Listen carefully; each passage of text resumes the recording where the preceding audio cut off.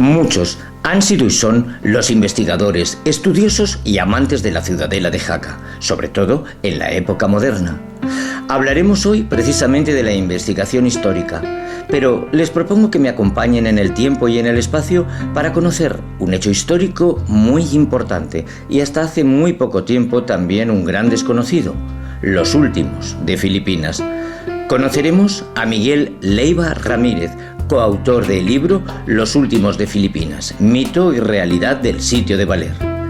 Miguel, militar de profesión, ha participado en misiones internacionales como Croacia, Bosnia o Kosovo, pero sobre todo es un apasionado de la historia militar, investigación que cristaliza precisamente en el libro Los últimos de Filipinas, desgranando ese episodio con rigor, fruto de esa investigación de muchos años, además de publicar numerosos artículos e impartir conferencias en numerosas ciudades, también en la ciudadela de Jaca. Miguel, ya en el propio título se traza como objetivo el sacar a flote la verdad de lo que sucedió con los últimos de Filipinas. ¿Por qué? Los últimos de Filipinas quizás nunca lleguemos a saber qué pasó en realidad dentro de aquella iglesia. Tenemos muchos indicios, tenemos muchos documentos que nos dicen qué pasó allí. Fundamentalmente tenemos dos escritos, tenemos el libro de Saturnino Martín Cerezo, que es un diario que nos cuenta, que nos relata todo el asedio, todo el sitio. Luego tenemos las memorias del padre Minaya, es decir, tenemos el testimonio de dos personajes que vivieron directamente dentro de la iglesia todo lo que allí sucedió. Pero cada uno de los dos cuentan su visión particular. Lo ideal es que hubiésemos tenido la visión de muchos más de los personajes que estuvieron allí, pero aún así sí que sabemos muchísimas cosas de todo lo que allí aconteció. ¿Cómo es posible que un hito tan importante de semejante envergadura durante casi un siglo apenas fuera conocido, cuando otros hitos históricos menos relevantes han tenido como mucho más proyección? Bueno, aquí podríamos decir, ¿no?, que la victoria siempre tiene muchos padres, ¿no?, y luego la derrota es huérfana. Y en realidad estamos hablando del final del 98, ¿no?, de lo que se llama el desastre del 98.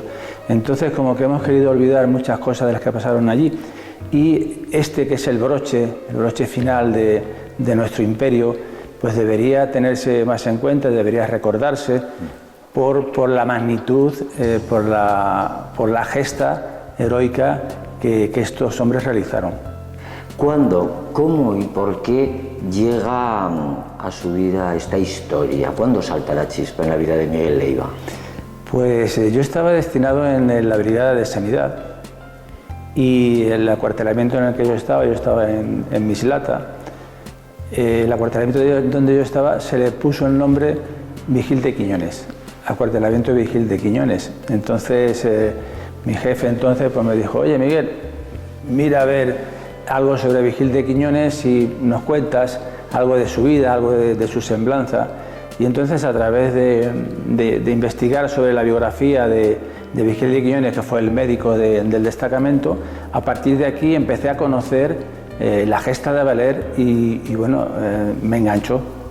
A partir de aquí ya dije, aquí tengo yo que enterarme, tengo que ver hasta dónde puedo llegar para conocer toda esta historia, porque me pareció fascinante aquello. Cuando comienza esa investigación, ¿pensaba que podía ser tan extensa, tan profunda, tan completa? Efectivamente, esto es una de las cosas que te sorprende cuando vas entrando en esta historia, y es la cantidad de matices que vas descubriendo poco a poco. Vas descubriendo matices militares, matices humanos, matices de todo tipo, y además vas buscando semejanzas, metáforas con muchísimas cosas, ya no solamente de la vida cotidiana, de la vida diaria, ¿no?, Eso de que siempre tenemos que perseverar, nunca hay que rendirse, siempre uno tiene que ser fiel a sí mismo, a sus ideales, a tus cosas, tienes que tener una personalidad y que nadie, digamos, por ninguna manera te lleve a donde él quiera. Tú siempre tienes que mantenerte firme en tus ideas, siempre un poco dialogante, ¿no? Firme en el buen sentido de la expresión, ¿no? Y son enseñanzas, es decir, el sitio de Baler parece, bueno, una lección de muchísimas cosas. Bueno, inclusive, pues inclusive para lo bueno y para lo malo, porque allí también hubo muchas cosas buenas y también hubo cosas reprobables, y precisamente eso es lo que hace más grande a los que, vamos a decir, estuvieron en el lado bueno, porque les da muchísimo más valor, porque sí que hubo posibilidades de dejarte llevar y ir a lo más fácil, que sucedió con algunos de estos personajes. Sin embargo, la inmensa mayoría de ellos sí que se mantuvieron firmes. De todo ello vamos a hablar también, pero yo ahora le pediría que compartiera con nosotros de toda esa investigación. Vamos a seleccionar el hecho más curioso que más le chocó. Bueno, hay varios, ¿no? Pero uno que tiene mucho sentido es el tema del perrito del capitán de las Morenas. El capitán de las Morenas tenía un perrito que, por los testimonios, era un perrito pequeño, y cuando él falleció, los sitiados, digamos, los soldados, intentaron llevar ese perrito a la familia, es decir, que conservar este animal para llevárselo a la familia, ¿no? Y al final acabaron comiéndoselo, ¿no? El hambre les hizo que se comieran el perrito, ¿no? Entonces esto lo podemos ver con muchos matices, desde muchos puntos de vista, pero ahí hay un valor humano, ¿no? En el sentido de que nos estamos muriendo de hambre, pero el hecho, vamos a decir, sentimental, ellos pusieron por delante los sentimientos antes que las necesidades físicas, ¿no? Es que hay que meterse en ese momento en el que apenas si tenían para comer, y al final terminaron comiéndose porque dijeron, bueno, ya la supervivencia, pero estuvieron aguantando hasta el final, ¿no? Bueno, ahí hay un dato, un hecho que a mí me parece muy curioso y que nos gustaría que nos relatara, y es ¿cuándo se enteran y cómo las autoridades españolas de esos locos de Filipinas, que todavía están allí con el Tratado de París? Hasta el 1 de diciembre, un periódico de Manila, El Soldado Español, publica una noticia, así como hay rumores, se dice que, ¿no? Como diríamos ahora, ¿no? en la prensa actual, de que en la iglesia de Baler aún ondea una bandera española y parece que su guarnición, que el destacamento que allí está destinado, aún no se ha rendido. A partir de aquí es cuando las autoridades españolas tienen conocimiento de que hay un destacamento español que aún no se ha rendido y que está allí en la contracosta, y el tema es a ver cómo llegamos allí. Y este momento también tiene sus cosas, vamos a decir, todo en Baler tiene su contrapunto, su historia, vamos a decir, adicional. Hay uno de los desertores, concretamente uno de los desertores, uno de los sanitarios, y esto es una historia rocambolesca, acude a Manila, en el momento en el que se publica esta noticia, acude a Manila a decir que el destacamento ya se había rendido. O sea, que no seguía combatiendo, sino que se había rendido. Y él venía a notificarlo, él venía a su brigada, a la brigada de sanidad, pues a decir que efectivamente que ya se había rendido y que no había necesidad, porque ya habían empezado planes para ir por el destacamento e intentar socorrerlo, ¿no? Y entonces este hombre llega allí y dice que no hace falta, que ya él... que se han rendido, que él ha conseguido escaparse. Primero da una versión, luego se contradice, y esto atrasa o retrasa un poco una comisión que estaba programada para ir allí a Baler y ver efectivamente si eso era verdad o era mentira. Y desde el otro lado también resulta paradójico que el propio presidente filipino Emilio Aguinaldo demuestra o exterioriza después su admiración, y los Estados Unidos, que traducen esas memorias de Martín Cerezo, lo ponen como modelo de resistencia de una posición aislada. Efectivamente, es que es un modelo de resistencia, es un modelo para la historia de cómo saber aprovechar al máximo todos tus recursos hasta el último momento y llevarlos, estirarlos hasta el final. Hay que meterse dentro de aquella iglesia, hay que ver los momentos que se van viviendo y la capacidad de liderazgo que hubo de tener Martín Cerezo para llevar a sus hombres, animarlos, convencerlos y que lo siguieran. Es decir, eso es un ejemplo a seguir para cualquier oficial o para cualquiera que esté al mando, ya no de una unidad militar, sino al mando de un grupo de hombres. ¿Cómo debes tú? Primero con el ejemplo, eso es fundamental.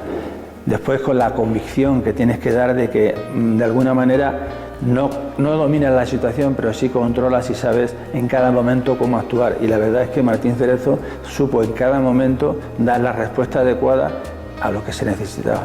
Centrémonos ahora en un análisis cronológico, porque estamos hablando nada más y nada menos que de 337 días de convivencia. ¿Cómo pudo ser esa convivencia? Porque la verdad es que no es breve. No es breve, y además estamos hablando de un lugar muy reducido.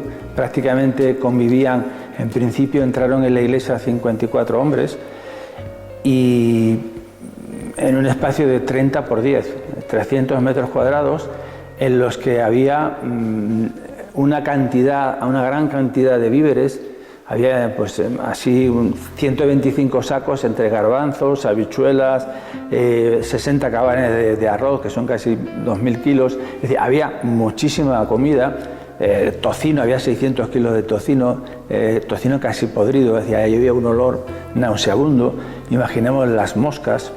Luego hay que imaginar también el techo. Uno de los objetivos de los filipinos fue el techo. El techo y la torre fueron los objetivos prioritarios de los filipinos. Destrozar el techo, porque sabían que rompiendo el techo con las lluvias, tarde o temprano aquellos hombres iban a salir, ¿no?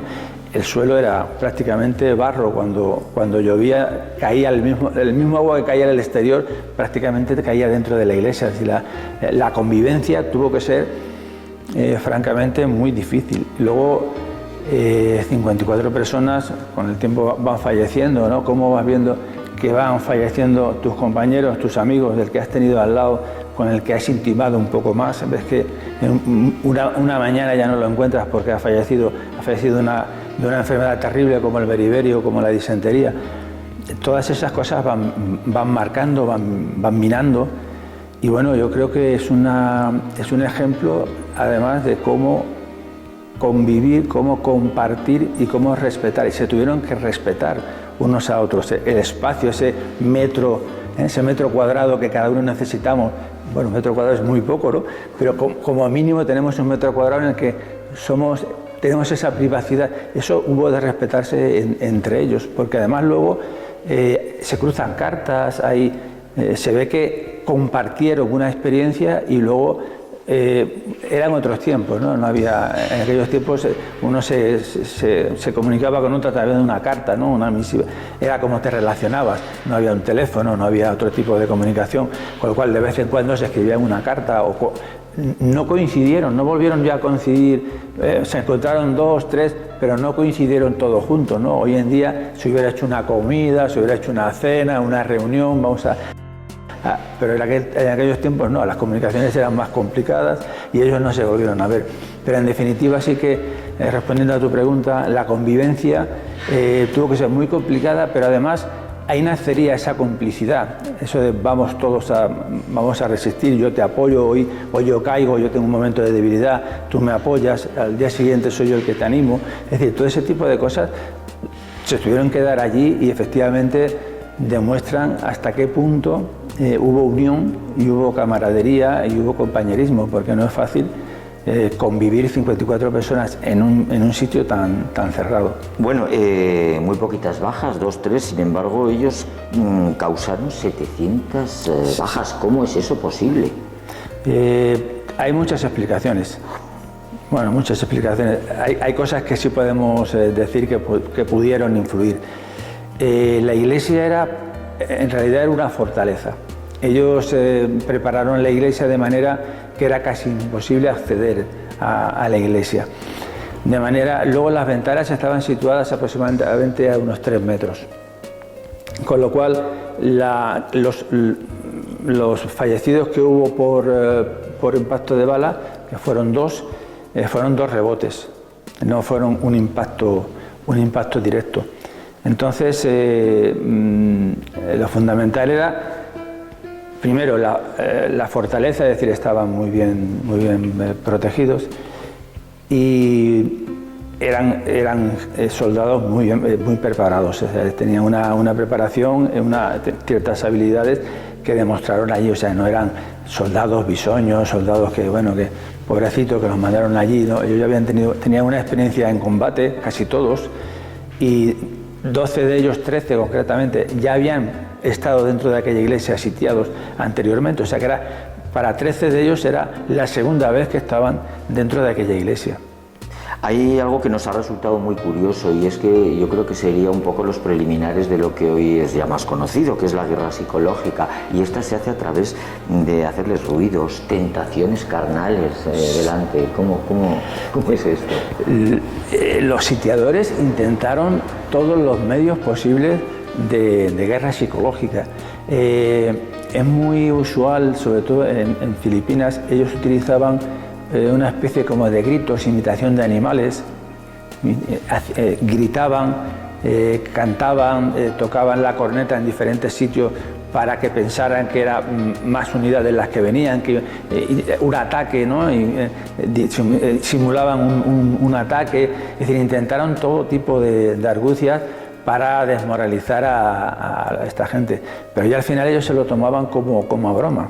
Es decir, llega un momento en el que sobrepasas esa frontera en la que ya el previsible miedo, que por lo que deducimos, estos miedos tuvieron muy poco, durante muy poco tiempo. Igual, si tuvieron miedo nunca lo supieron expresar, ¿no? El miedo es algo humano, pero ellos siempre, por lo que vemos, por los testimonios, siempre lo tomaron con mucha gallardía y con mucha valentía.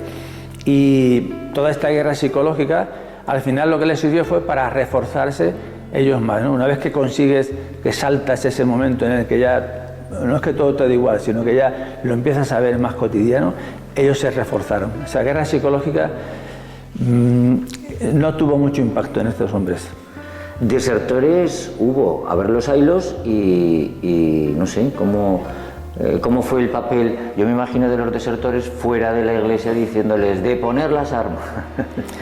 Los desertores, primeramente tenemos 2 filipinos, eran los 2 sanitarios, eran soldados filipinos. Entonces, bueno, hasta cierto punto uno no termina de entenderlo, pero bueno, se puede pensar que ellos pensaron en un momento o decidieron en un momento qué hacer y se fueron a lo más fácil, que era desertar.